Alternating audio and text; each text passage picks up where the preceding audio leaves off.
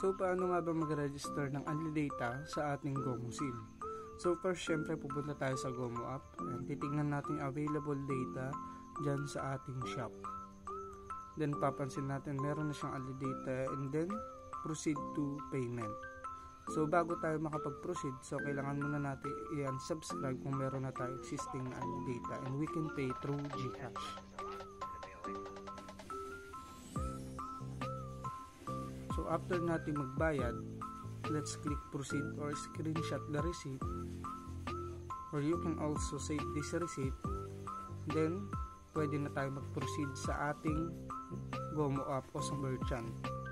Makikita natin dyan na successful na yung pag-purchase natin ng ating Unli Data. So mapapansin muli natin na nagbago na yung expiration. Naging April 2 na expiration ng ating Unli Data, which means next month na po yan mag-expire.